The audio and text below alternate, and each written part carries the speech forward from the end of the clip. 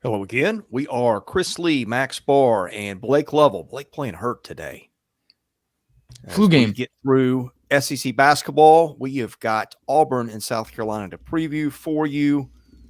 Auburn is about a 10-point favorite on Ken Palm. I'll let Max tell us Bart Torvik in just a minute. You can catch this game on the SEC Network, 7:30 Wednesday night. Before we preview and make predictions, a reminder, this is sponsored by BetOnline, which continues to be your number one source for all your basketball wagering needs, including pro and college hoops throughout the year. With up-to-the-minute odds, stats, trends, you can follow your favorite team's path to the playoffs with in-game live betting, contests, and all the best player props. Experience the world's best wagering platform anytime from your desktop or your mobile devices. Head to BetOnline today. Become part of the team. Remember to use our promo code BELIEVE for your 50% welcome bonus on your first deposit. BetOnline, the game starts here. Well, Oreo started, and so, Max, I'm going to turn it to you to give me Bart Torvik's prediction on this. Yeah, so Torvik has this. You said Ken Palm has it at 10. Torvik has this at 10.5. I struggle to believe it. Now, this is my betting brain talking. I struggle to believe Vegas is going to open this thing up at a double-digit spread for a top 15 matchup, despite what the computers are saying. I think the spread will open up more about 8, 8.5, 7.5. I think a double-digit spread would be pretty wide, but probably 2 to 3 possessions here for the home team. Well, this is going to be an interesting clash of styles. Auburn, the last time Auburn played at home, it just ran Alabama out of the gym. Now, we know what happened in Gainesville, but Neville Arena is a different story.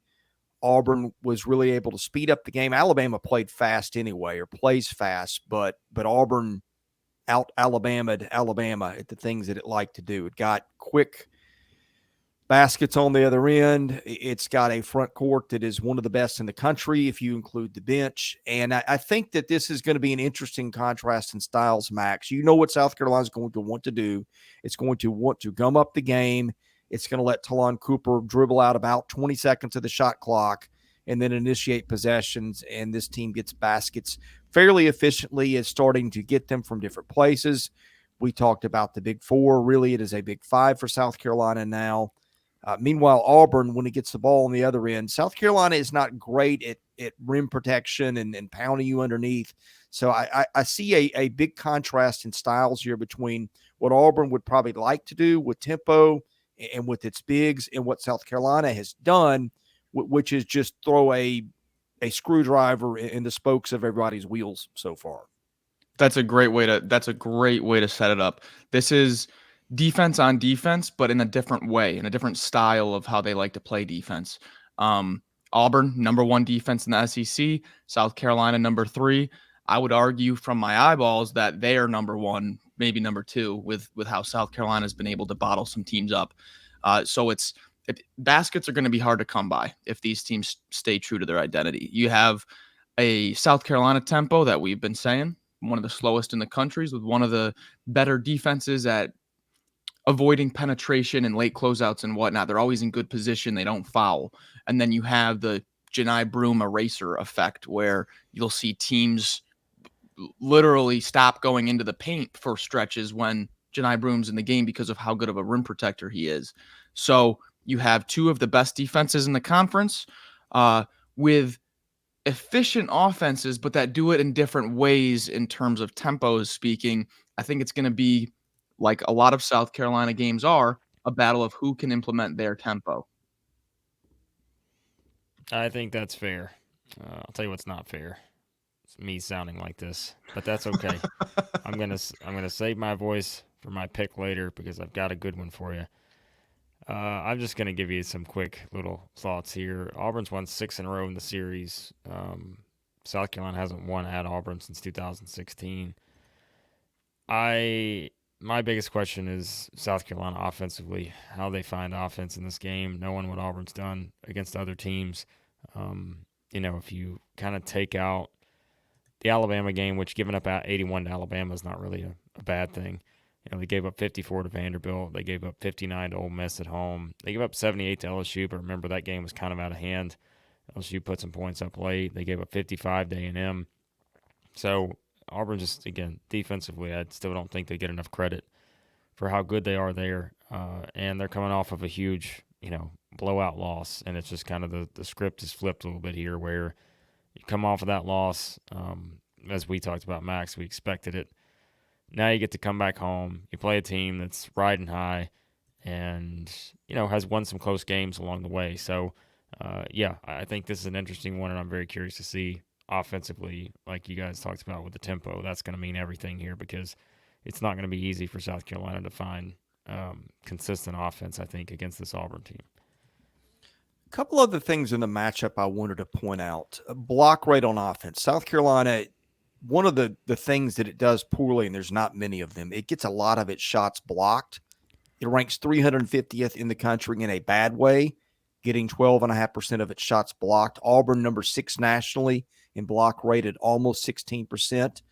So that is a concern if you were South Carolina. The other one is, and this factors into field goal percentage, South Carolina 122nd in effective field goal percentage, Auburn number 2 in effective field goal percentage defense. You're going to have to get to the line if you're South Carolina, which is about an average free throw shooting team. So again, let's throw out all the other stuff we talked about. Stylistically, I'm seeing some things in the numbers that back this up as a bit of a problem for South Carolina. Yeah, and also it goes without mentioning, but Auburn's undefeated at home. And we just saw that atmosphere on Wednesday. I'm not saying it's going to be the same thing. I mean, that rivalry between Alabama and Auburn has picked up to be one of the best in the country. But still, it's Neville Arena. The place has been a fortress this year. What's the closest game at Neville? I don't have the exact numbers, but it's in double digits. 11. 11. Come on. So that holds a lot of significance with how well this team plays at home. But then also, I'm really excited for this matchup at the 4 between Murray-Boyles and Jalen Williams. Colin Murray-Boyles was just your guys' pick for player of the week in the SEC.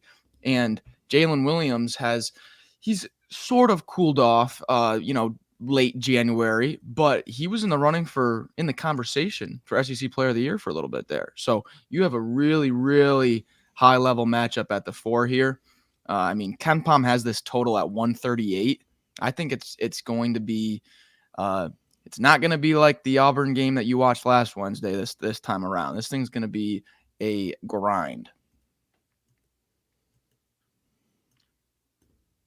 Chris, you're muted. Picks, gentlemen. Okay. Picks. We go through a lot of, this is the matchup. We've had a lot of fun with South Carolina this year. We have undersold the Gamecocks. We have paid for that dearly. And to be fair, but that's not the right phrase for it, but let's not forget what just happened to Tennessee. Tennessee had been just about unstoppable at home. Didn't matter to South Carolina. But Here's the thing, guys. Auburn got embarrassed at Florida, just absolutely obliterated at Florida. And we know about winning on the road. These are 2 teams we love, 2 teams we could all see as second weekend teams in the NCAA tournament. But and maybe South Carolina's just immune to it. But I look at what Auburn has done at home, as Blake mentioned, the lowest margin of victory is 11.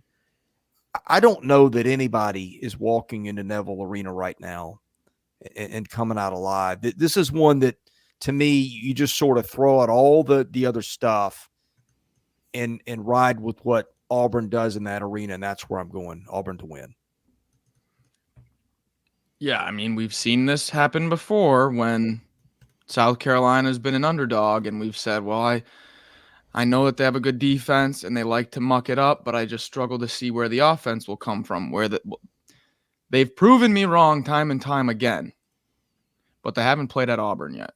I think that's the big difference here. Jimmy Dykes just said that he thinks that Auburn has the number 1 home court advantage in the country this year. I think it's rivaled right up there with Iowa State. But I'm gonna go Auburn here. But if this spread is somewhere out at 10, man, I think that's steep for the tempo I think this game's going to be played at. But I can't pick against Auburn at home here. All right, we're going to have a little history lesson here, okay? 1776, the Declaration of Independence is signed. 1783, the Treaty of Paris ends the American Revolutionary War. 2024, the Paris Pact is officially signed by yours truly to say that I will not pick against the South Carolina Gamecocks again until they lose. And boys, they have still not lost since that point. So you can take your Auburn double-digit wins, everything you want. I mean, come on. Who's going to back a team that's won every game they played this season in the win column by double digits? Who would take that team at home right now when you've got the South Carolina Gamecocks on the other side? Colin Murray-Boyles, CMB, Player of the Week for myself and Chris. Lamont Paris coaching on the sidelines. Like, is he wearing the quarter zip? Because I think he's still unbeaten with the quarter zip as far as I'm concerned. So you guys can take your Auburn home win shares, whatever, wins above, bubble, anything else you want to take. And you can take it wherever you want because I'm picking the South Carolina Gamecocks until they lose. All right. That's all I had. Ooh, that was the best I could do. Ooh. All right. You know, if we're going to bring American history into this, this just feels like the Boston Tea Party. Our man Blake has just taken the tea and he's just thrown it all into the harbor and said, screw it all. I don't care about you and your facts and your history. We're taking our tea. We're going to throw it in the harbor, and we're going to do it right in your face. Also, we just avoided the Southeastern 14 kiss to death, which is important because we like everybody to have a chance around here. I gave Auburn a chance right there with that history lesson because history would also tell us that anytime we all three pick the same team who seems to be the clear favorite, usually does not work out well. So I wonder if South Carolina fans are upset with you, Blake, for not guaranteeing them a victory here. No, they're not. They also signed the Paris Pact, the 2020. Oh, they also signed it? Yeah. It's got Paris more than supports. just my apologies. Well, I mean, there's been a lot of Paris treaties over the years, but this one probably I would say has the most impact of any. So, I will not break the rules of engagement of the Paris Pact of 2024. So, I'm going to make a challenge to our man Blake. Next time we do a South Carolina video, he's going to have to work the Eiffel Tower into this somehow. well, the last time it was the annexation of Puerto Rico, wasn't it?